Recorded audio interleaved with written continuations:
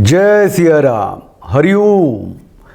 ये जो अपीजमेंट चल रहा है, सीधी बात मैं ये करूं कि जो भारत में मुसलमानी शासन की जो व्यवस्था धीरे धीरे इंजेक्ट किया जा रहा है, उस पे बात करने आया हूँ। और आपके पैरों के नीचे ज़मीन खिसकने वाली है, क्योंकि अब तक जो कुछ अब हम सुनते आ रहे थे कि राजनीतिक सत्ता के माध्यम से हो रहा है, और अभी पिछले दिनों मैंने सुना है और देखा है, समझा है कि जो जुडिशरी है, जो न्यायतंत्र है, उसके माध्यम से भी इस्लामिक सत्ता भारत पे ठोकी जा रही है। और जड़ में जो है संतुष्टिकरण है, तुष्टिकरण है मुसलमानों की।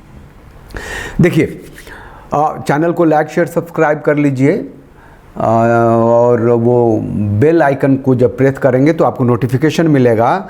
और चैनल को मजबूती देने के लिए आप चैनल का मेंबरशिप लीजिए, वो ज्वाइन बटन क्लिक करके, और चैनल मजबूत होगा तो आप तक आपकी बातें पहुंचती रहेंगी। जब लाइव आते हैं तो सुपर चैट और वैसे मेंबरशिप लेकर के आप चैनल को मजबूती देते हैं। अब देखिए, मुद्दे पे आते हैं कि अभी इलाहाबाद हाई कोर्ट से वर्डिक्ट पास हो गया है कि अब जो ऑफिस के कार्य के दौरान जो नमाज अदा करते हैं, उसके लिए समय उन लोगों को दो। ये उनका फंडामेंटल राइट है, मौलिक अधिकार है। तो जो संस्था सेकुलर मानी जाती है, वहाँ भी इस्लामीकरण को ठूस दिया गया है।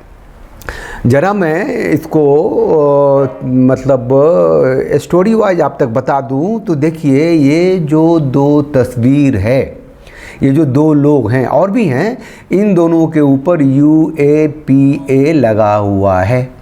ठीक है ना। UAPA जो है वो है इलीगल, जब आप काम करते हैं तो इलीगल एक्टिविटीज़ जो करते हैं उसका जो प्रिवेंशन है, उसके लिए बना हुआ ये कानून है। ठीक है। तो ये हैं मोहम्मद गौतम, जाहिर है गौतम टाइटल है, तो ये ताज़ा या अपना इसी जन्म में ये मुसलमान बना होगा। और दूसरे मोहम्मद काजी है ना, कासमी, मोहम्मद काजी जहांगीर कासमी दूसरा है। तो इन लोगों ने क्या किया था, सुना होगा आप लोगों ने, बहुत तो हंगामा सुना होगा कि उन मूक बधिरों को भी इन लोगों ने धर्मांतरण करा दिया था, कलमा पढ़ा दिया था। फिर इनकी मतलब एक खुलेआम वो करते थे धर्मांतरण का काम, वो दीन की सेवा में लगे हुए थे। तो ये पकड़े गए तो उन पर UAPA केस लगा।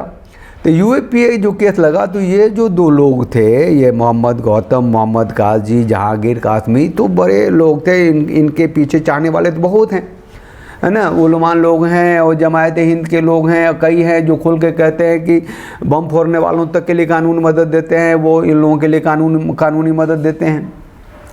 तो यहाँ एक लोग चले गए होंगे हाई कोर्ट में कि भैया हम लोग जो है निर्दोष हैं, फटाफट हमारे केस की सुनवाई करो और जो भी है करो। तो हाई कोर्ट के डबल बेंच ने ये वर्डिक्ट दिया था कि अपने जाओ, इस ट्रायल कोर्ट में जाओ, और ट्रायल कोर्ट को कहा था कि इसे अर्जेंट बेसिस पे सुन के इस केस को जजमेंट दीजिए मेरिट पे। तो उसमें ये ट्रायल कोर्ट में ये केस चल रहा था। विवेकानंद शरण त्रिपाठी हैं, ट्रायल कोर्ट के जज हैं। तो इनके सामने ये बात आ गई कि ये जो वकील साहब लोग थे, इन लोगों ने कहा कि देखिए, हम लोग अब जो बहस कर रहे हैं, डे टू डे हियरिंग जो चल रही है, तो हमारे नमाज पढ़ने का समय होता है, आप हमें उसके लिए छूट दीजिए कि हम अभी जितनी बहसें कर लेंगे और उसके बाद फिर नमाज अदा करेंगे, फिर वापस आएंगे, फिर बहस करेंगे। तो जज साहब ने कहा था कि ये तो इससे कोर्ट का समय ख़राब होगा, तो आपको हम नमाज पढ़ने से रोकते भी नहीं हैं। आप ऐसा कीजिए कि एमिकस क्यूरी हम अपॉइंट कर देते हैं। एमिकस क्यूरी एक जुडिशरी शब्द है, मैं भी बहुत ज़्यादा वाकिफ़ नहीं था। अभी देखा है कि जब आप लोग नहीं रहेंगे तो आप लोगों का पक्ष रखने वालों को अपॉइंट कर देते हैं, जिनकी मजबूरी या उनका नमाज पढ़ना नहीं होगा, मतलब मुसलमान नहीं होंगे। ट्रायल कोर्ट के जो मुसलमान वकील साहब लोग थे, उन्हें एमिकस क्यूरी पसंद नहीं आया और उन्हें लगा कि ये उनके अधिकार की बात नहीं हो रही है, या फिर सीधे तौर से उसको लटकाना फटकाना झटकाना चाह रहे होंगे। वो फिर चले गए इलाहाबाद हाई कोर्ट।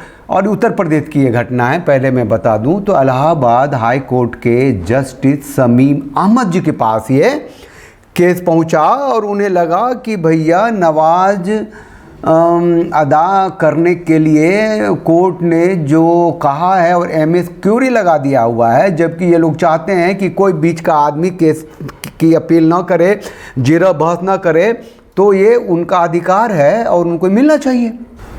तो उन्होंने वर्डिक्ट में लिख दिया कि एक ख़ास धर्म के मजहब के लोगों के साथ भेदभाव किया जा रहा है और ऐसा नहीं होना चाहिए, उन्हें नमाज पढ़ने का मौलिक अधिकार देना चाहिए और उसके लिए उस हिसाब से कोर्ट को चलना चाहिए, ऐसा उन्होंने लिखा। दोबारा फिर ट्रायल कोर्ट को उन्होंने लिख के दिया, तो वो जो है जो मेन जजमेंट उसमें नहीं लिख करके उन्होंने ऑब्जर्वेशन में ये बात लिखी होगी। तो ये जो थे ट्रायल कोर्ट के जज साहब विवेकानंद शरण त्रिपाठी, उन्होंने देखा सुना और फिर उन्होंने कहा कि ठीक है, आप लोग नमाज पढ़िए और जितना समय है उतनी में कीजिए। एमएस क्यूरी एक सर्टेन डेट तक के लिए है, वो रहेगा, आप ही लोग कर लीजिए, क्या फ़र्क पड़ता है। ये लोग फिर चले गए वहाँ।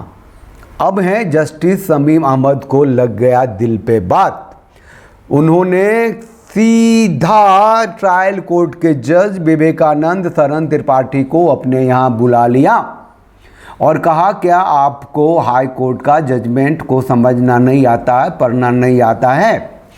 जैसा कि अभी कुछ दिन पहले अहसानुद्दीन अमानुल्लाह जज साहब ने माफ़ी मंगवाई थी, बोला था फाड़ दूंगा और बाबा रामदेव को चीर कर रख दूंगा, तुम लोग समझते क्या हो अपने को, सुप्रीम कोर्ट की जजमेंट की दर करोगे। उन्होंने हाथ जोड़ के माफ़ी मांगी थी।